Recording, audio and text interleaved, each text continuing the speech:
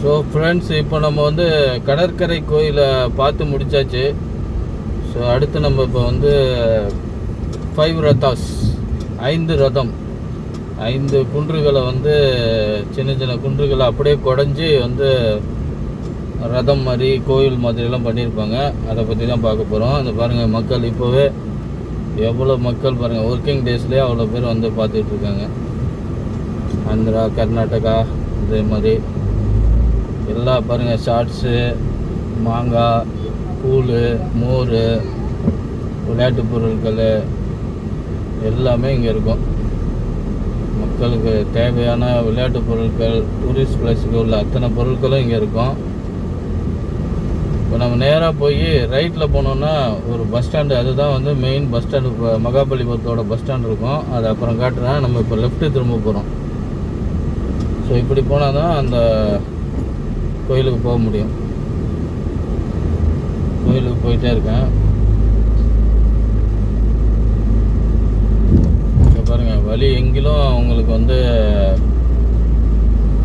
இது பிளாட்ஃபாரத்தில் இப்போது பொரி, வளையல் எல்லாமே உங்களுக்கு போட்டு வச்சுருக்காங்க. முக்கியமானது. ஸோ நம்ம இப்போ அப்படியே லெஃப்டில் வந்து நேராக பார்க்குறோம். ஏற்ற மாதிரி இருக்கிறது வந்து லைட் ஹவுஸு மேலே. அது பக்கத்தில் இந்த பாறை தெரியுது பார்த்தீங்களா, அதுலேயும் கல்ச்சர் நிறைய பண்ணியிருப்பாங்க. நம்ம அதுலேருந்து அப்படியே லெஃப்ட் எடுத்து போகணும்.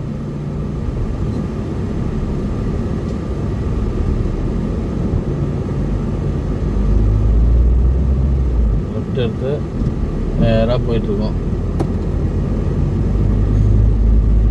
இதே நீங்கள் வந்து நடந்து வந்தீங்கன்னா கொஞ்சம் ரொம்ப கடினமாக தான் இருக்கும். வெயில் டைமில் வந்து ரொம்ப வெயிலாக மண்டே பழுக்கும், வந்து ஒரு மாதிரி இதாகிடும். ஒரு ஆட்டோவோ பஸ்ஸோ இந்த மாதிரி எடுத்துக்கிட்டிங்கன்னா இங்கே வந்து இறங்கிட்டு உங்களுக்கு வந்து ரொம்ப யூஸ்ஃபுல்லாக இருக்கும். இப்போ நம்ம நேராக போனோம்னா அந்த 5 ரத்தாஸ் பார்த்துடலாம். ஆனால் அது வந்து பார்க்கிங் போட்டுட்டு நடந்து போகிற மாதிரி இருக்கும்.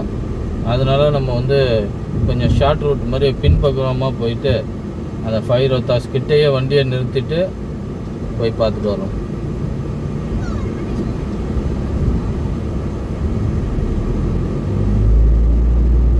இது பார்த்தீங்கன்னா அப்படியே அந்த மகாபலிபுரம் பகுதிக்கு பின்னாடி உள்ள பகுதி.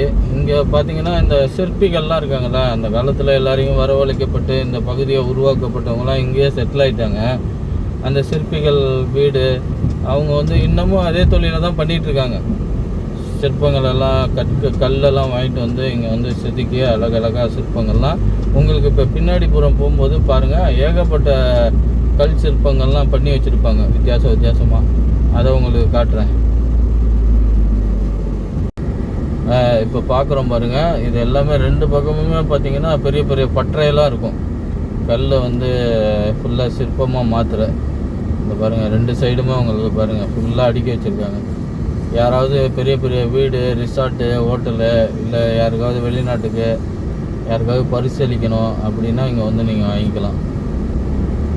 எல்லா வகையான இதுவுமே இங்கே வந்து புத்தர் சிலை பாருங்கள், புத்தர், பிள்ளையார் எல்லாமே உங்களுக்கு இங்கே நீங்கள் பார்க்கலாம். இந்த சைடு கூட இருக்குது.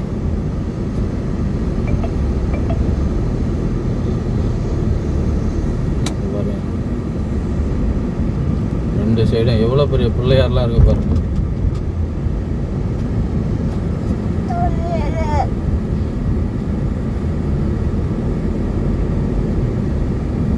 ஃபுல்லாகவே இந்த பகுதி எல்லாமே வந்து இந்த இது பண்ணுறது தான். இங்கே வந்து மக்கள் வந்து வெளிநாட்டு மக்கள்லாம் நிறைய பேர் வந்து அவங்களுக்கு பிடிச்சமான சிலைகளை பார்த்து ஆர்டர் பண்ணியெல்லாம் இம்போர்ட் பண்ணி எல்லாம் வாங்கிட்டு போயிருக்காங்க.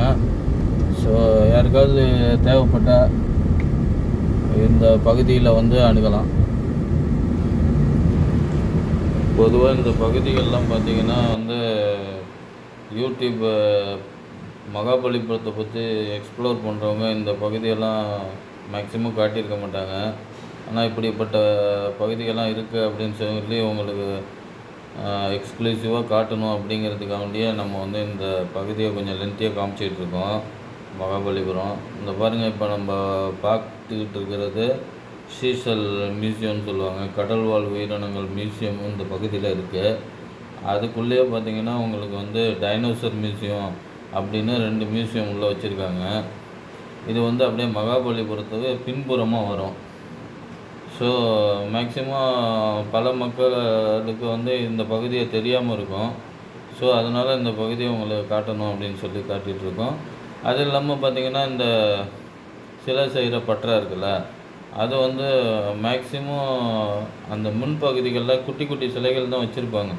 ஏன்னா அவ்வளோதான் அந்த பகுதிகளை வைக்க முடியும். ஆனால் இந்த பகுதி பார்த்திங்கன்னா உங்களுக்கு வந்து அங்கேயே செஞ்சு அங்கேயே டிஸ்பிளே வைக்கிறதுனால பின்புறங்கிறதுனால நிறைய இட வசதிகள் இருக்கிறதுனால உங்களுக்கு பெரிய பெரிய சிலைகள் மேக்ஸிமம் 6 அடியிலேருந்து 20 அடி அதுக்கு மேலே கூட உங்களுக்கு வந்து செஞ்சு கொடுக்குற மாதிரி அத்தனை சிலைகளும் உங்களுக்கு வச்சுருக்காங்க.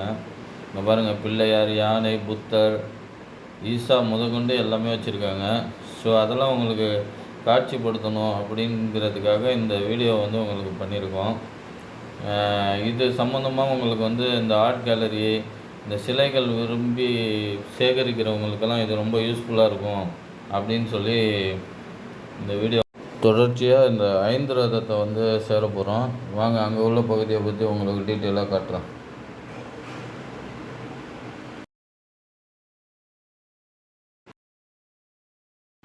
இப்போ நம்ம பார்த்துட்டு இருக்க பகுதி தான் 5 ரதத்தோட முன்பகுதி.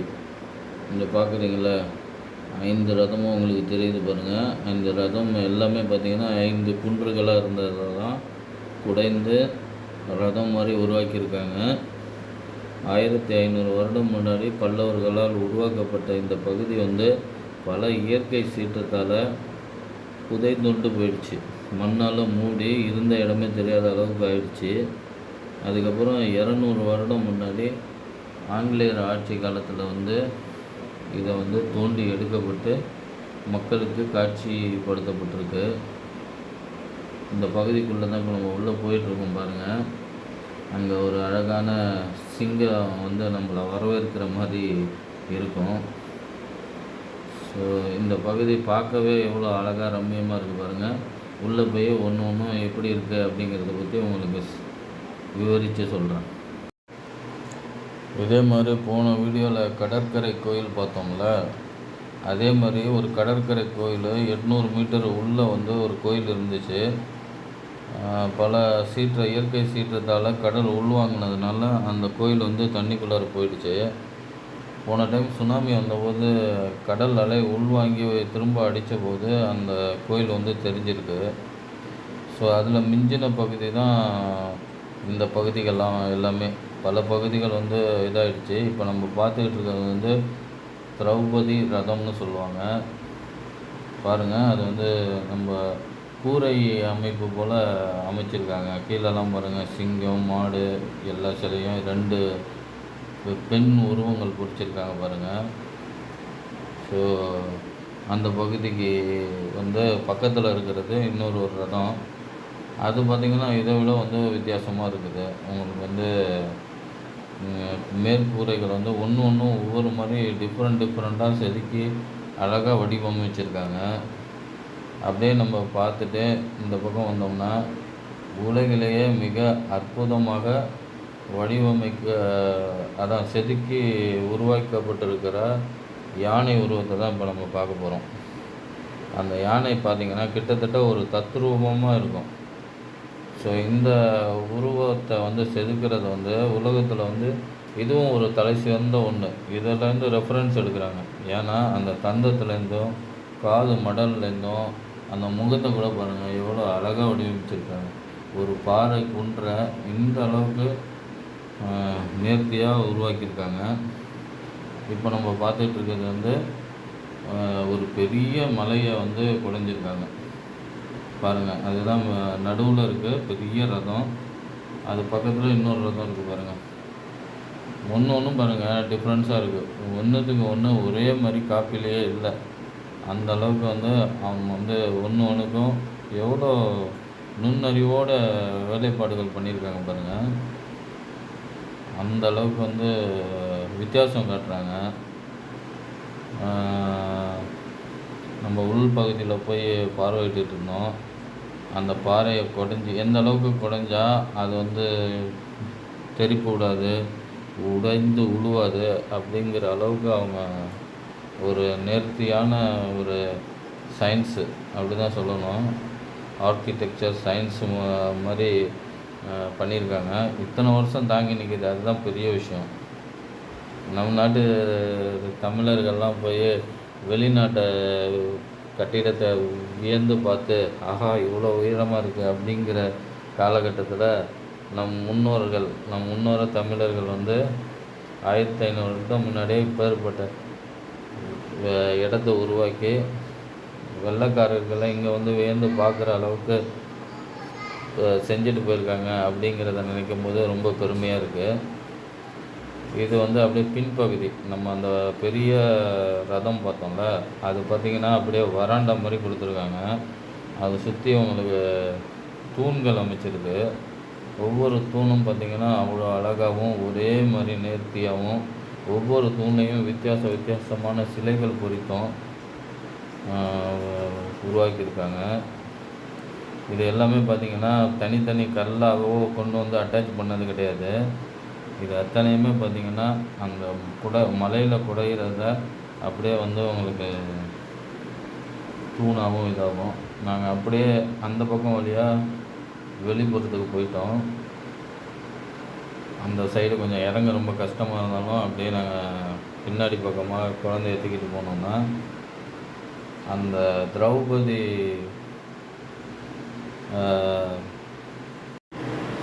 ரதத்துக்கு பின்னாடி பார்த்திங்கன்னா அந்த ஒரு பெரிய ஒரு நந்தி வடிவமைச்சிருக்காங்க அந்த பாறையிலே.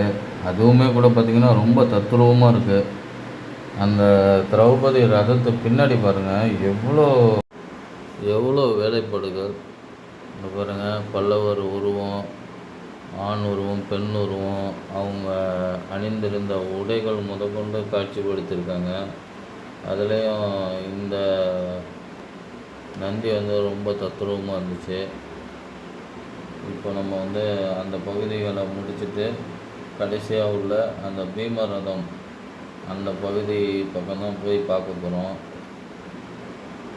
ஆனால் வந்து அந்த பீம ரதம் மட்டும் ஒரு பகுதி வந்து நல்லா செதுக்கி பண்ணியிருக்காங்க. உட்பகுதி வந்து செதுக்கி ஆரம்பிக்கும் போது அவங்களுக்கு என்ன நடந்துச்சு என்னங்கிறது கரெக்டாக தெரியல. அது மட்டும் கொஞ்சம் பாதி முடித்தும் முடிக்காத மாதிரி காட்சியளிக்குது. ஸோ கொஞ்சம் வெயிலாக இருந்தனால நாங்கள் அந்த பகுதியை பார்த்துட்டு கொஞ்சம் நேரம் ஓய்வு எடுத்துகிட்டு மற்ற பகுதியை பார்க்கலாம் அப்படின்னு கொஞ்சம் நேரம் உட்காந்துருந்தோம். இருந்தாலும் நாங்கள் போன டைம்லையும் பார்த்திங்கன்னா ஏகப்பட்ட டூரிஸ்டர் வந்த மேனிக்கே தான் இருந்தாங்க. இந்த பகுதியை வந்து எத்தனை ஆயிரம் வருடம் இந்த மாதிரி அழகு குறையாமல் வடிவமைத்திருக்கிறதே ஒரு பெரிய சிறப்பு தான். பாருங்கள், நாங்கள் இந்த சைட்லேருந்து அந்த சிங்கம் சைட்லேருந்து வந்தோம். இப்போ அப்படியே அந்த யானைக்கு ஆப்போசிட் சைட்லேருந்து உங்களுக்கு அந்த வியூ காட்டுறோம். அதுவுமே ரொம்ப அழகாக இருக்குது. ஸோ இந்த வியூவை பார்த்துட்டு நீங்கள் வந்து இதோட இந்த பகுதி முடிஞ்சிருச்சு. போகும்போது உங்களுக்கு அப்படியே பின்பகுதி வந்து எவ்வளோ அழகாக இருக்குது, அதுக்கு பின்னாடி ஒரு கார்டன் மாதிரி அமைச்சிருக்காங்க, அந்த பகுதியையும் காட்டுறோம். பார்க்கலாம். இப்போ பார்த்துட்டு இருக்கிறது வந்து அந்த பீம ரதம்னு சொன்னோம்ல அந்த பகுதி தான். ஸோ அதுலேருந்து அப்படியே நம்ம பின்புறம் அந்த மெயின் ரதம் ஒன்று இந்த உள்ளே போய் பார்த்தோம்ல அந்த பகுதி தான் இது. அது பக்கத்தில் தான் திரௌபதி கோயில், அதுக்கு பின்னாடி உள்ள கோயில் எல்லாமே நம்ம பார்த்துக்கிட்டு இருக்கோம், ரதங்கள் எல்லாம். இதுக்கு அப்படியே பின்னாடி பார்த்திங்கன்னா பெரிய புல்தரை இருக்குது. கொஞ்சம் வெயிலுக்கு அதுக்கும் தண்ணி சரியாக ஊறுதே என்னன்னு தெரியல. கொஞ்சம் மற்ற நேரத்தில் ரொம்ப பச்சை பசேர்னு இருக்கும், பார்க்கவே அழகாக இருக்குது. தென்னை மரங்கள், அதை தாண்டி பார்த்திங்கன்னா பீச்சு, அந்த வியூ வந்து உங்களுக்கு சரியாக தெரியல. ஸோ இதெல்லாம் முடிச்சுட்டு நாங்கள் அப்படியே கிளம்பிட்டோம்.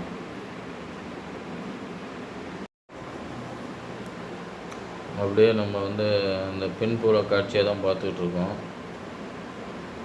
பார்த்துட்டு இந்த சைடு பாத்து மாதிரி கொடுத்துருக்காங்க பாருங்கள், அது வழியாக நாங்கள் அப்படியே வெளியே கிளம்பி போயிட்டுருக்கோம். இந்த பகுதியோட இந்த வீடியோ முடியுது. அடுத்த வீடியோவில் வந்து உங்களுக்கு வந்து அந்த லைட் ஹவுஸு கிருஷ்ணா பட்டர்பால் அந்த பகுதியை பற்றி விவரித்து காட்டுறோம். உங்களுக்கு இந்த வீடியோ பிடிச்சிருக்குன்னு நம்புகிறோம். எங்கள் வீடியோ பிடிச்சிருந்தா தொடர்ந்து எங்களுக்கு சப்போர்ட் பண்ணுங்கள். சப்ஸ்கிரைப்